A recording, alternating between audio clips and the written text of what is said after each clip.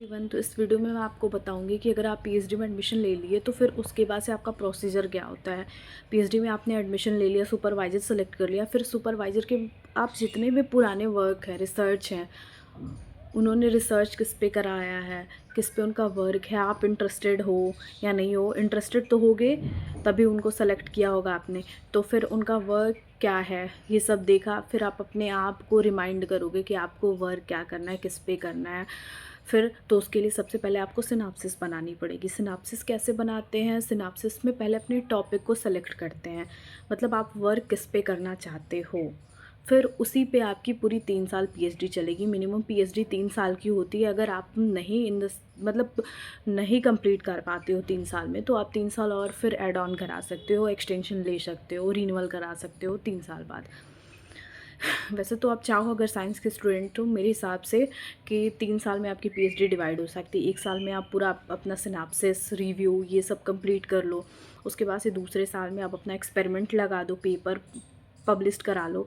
Third year में अपना thesis वगैरह लिख के आपका पीएचडी कंप्लीट हो सकता है, अगर आप करने वाले हो, अगर करना चाहते हो तो पहले सिनॉप्सिस बनाते हैं। सिनॉप्सिस में कुछ हेडिंग्स रहती हैं। अब सिनॉप्सिस बनाते कैसे वो आपको मैं एक्सप्लेन करूँगी।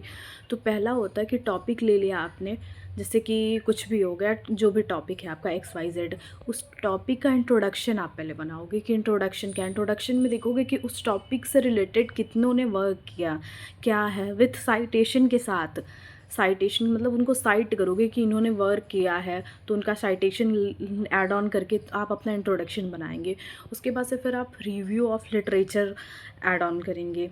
इंट्रोडक्शन के बाद से रिव्यू ऑफ लिटरेचर में भी उसको पूरा एलाबोरेट करके आप बताते हो, एक्सप्लेन करते हो आपके वर्क के बारे में कि इन्होंने इस पे ये वर्क किया है, इन्होंने इस पे वर्क किया है, इन्होंने ये लाइन दिया है, मतलब वो साइटेड होना चाहिए वो सारे। तो रिव्यू ऑफ लिटरेचर में भी साइटेशन ऐड ऑन होके ही वो पूरा कंप्लीट होगा टॉपिक।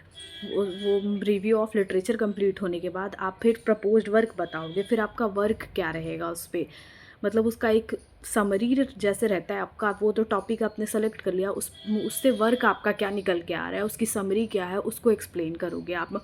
उसके बाद से उसको एक्सप्लेन कर लिया तो फिर आप ऑब्जेक्टिव बताओगे कि आप किस मेथड से करना चाहते हो, ऑब्जेक्टिव क्या है। आपने वर्क तो सेलेक्ट कर लिया, उसके बेनिफिट्स क्या है, उसके लॉस क्या है, ये सब बताओ कि उनका इम्पैक्ट क्या पड़ रहा है, उनका कोई फ्यूचर इन्हांसमेंट है कि नहीं। तो ये सब आप एक्सप्लेन करोगे ऑब्जेक्टिव में अपने। ठीक, उसके बाद से क्या करोगे आप, मटेरियल्स जो ले रहे हो, मेथड्स कौन से यूज कर रहे हो, किसी साइंटिस्ट ने जैसे यूज किया होगा, उन सबको आप एक्सप्लेन करोगे। ठीक, मटेरियल मेथड्स हो गया। उसके बाद से फिर क्या आओगे, उसके बाद से उसको कंक्लूजन बताओगे। कंक्लूजन जैसे एक्सपेक्टेड आउटकम्स हो गए कि मतलब इसके ऑब्जेक्टिव्स के फिर रिजल्ट निकल के क्या आने वाले, आउटकम्स क्या आ सकते हैं।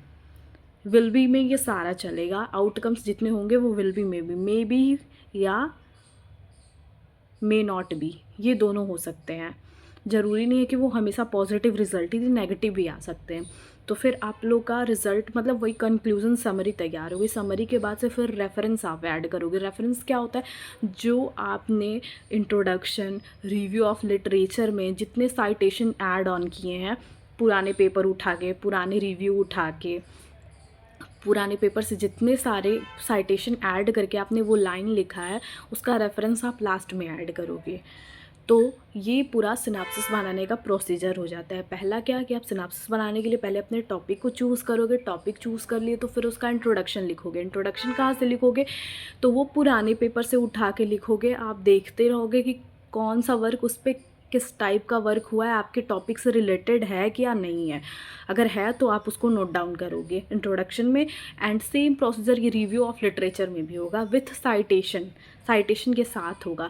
उसके बाद से अपना प्रपोज्ड वर्क बताओगे कि आपका वर्क क्या है, फिर ऑब्जेक्टिव्स बताओगे, फिर मेथड्स कौन से यूज कर रहे हो, मटेरियल्स क्या यूज कर रहे हो, आप उसको एक्सप्लेन करोगे। कौन सा एक्सपेरिमेंटल सेटअप लगा रहे हो आप, उसको एक्सप्लेन किए। ये सारे मेथड्स एंड मटेरियल में ही आएंगे। उसके बाद से फिर क्या करोगे आप, आउटकम्स बताओगे। आउटकम्स बताओगे, आउटकम्स बताया आपने, आउटकम्स एक्सप्लेन किया, जो कि may be, may not be में भी हो सकता है, विल नॉट बी में भी हो सकता है। ठीक है, उसके बाद से रेफरेंस आप ऐड करोगे। तो ये थी एक सिनॉप्सिस की शॉर्ट समरी, और इसी से मिलता जुलता रिव्यू ऑफ लिटरेचर भी होता है। इसको मैं सोच रही हूँ बस थोड़े से मैं एक्सप्लेन कर दूँ कि आप दोनों कंफ्यूज ना हो। सिनॉप्सिस क्या होती है और रिव्यू ऑफ लिटरेचर क्या होता है। रिव्यू ऑफ लिटरेचर ये होता है कि पीएचडी जर्नी में आपको एक रिव्यू देना होता है, 1 या 2 मिनिमम की क्राइटेरिया होती है जिस यूनिवर्सिटी में आप जिस यूनिवर्सिटी में आप रहते हो, मतलब आप अप्लाई किए हो, जिस यूनिवर्सिटी से आप पीएचडी कर रहे हो, उसके अकॉर्डिंग कि उसके उसमें क्राइटेरिया में क्या है, 1 या 2 रिव्यू देना होता है। तो उस रिव्यू में पहले स्टार्ट करेंगे, वो टॉपिक कुछ भी लिया, अपने टॉपिक्स रिलेटेड कर लिया कि माइंड में बना लिया कि अब मुझे इस टॉपिक पे रिव्यू देना है। फिर ये क्या होता है, सबका कॉपी पेस्ट ही होता है, बट इनको साइटेशन के साथ ऐड ऑन करना रहता है। तो इसमें पहले एब्स्ट्रैक्ट लिखते हैं, एब्स्ट्रैक्ट के बाद आप क्या कीवर्ड्स यूज करते हैं, कीवर्ड्स 4 से 5 का होता है। कीवर्ड्स यूज किया आपने, उसके बाद से फिर इंट्रोडक्शन, नॉर्मल इंट्रोडक्शन वो भी साइटेशन के साथ होगा। उसके बाद से फिर कंक्लूज़न आ जाता है। कंक्लूज़न में वही आप बताओगे किसका सारांश क्या है, समरी क्या है। उसके बाद से एथिकल स्टेटमेंट दिया जाता है। लिखने के तरीके मैं बस बता रही हूँ, एथिकल स्टेटमेंट तो रिव्यू में नीडेड नहीं होती है, क्योंकि एथिकल वो पेपर अगर लिखते हैं तो उसमें ये एथिकल स्टेटमेंट देना पड़ता है हम लोग के पास। उसके बाद से एकेडमिक ऑथर कौन कौन से हैं, फिर ऑथर को थैंकफुल बोलते हैं, फिर उसमें उसके बाद से फिर रेफरेंस को ऐड कर देते हैं। तो ये था प्रोसीजर। मतलब क्या है कि रिव्यू ऑफ लिटरेचर में बस एब्स्ट्रैक्ट ऐड हो जाते हैं एक एक्स्ट्रा, और कीवर्ड्स यूज हो जाता है, तो इसको रिव्यू ऑफ लिटरेचर बोल देते हैं। और सिनॉप्सिस में एब्स्ट्रैक्ट ऐसा कुछ नहीं होता कि एब्स्ट्रैक्ट देना पड़ेगा, कीवर्ड्स यूज करना पड़ेगा, वो डायरेक्टली इंट्रोडक्शन से स्टार्ट होता है।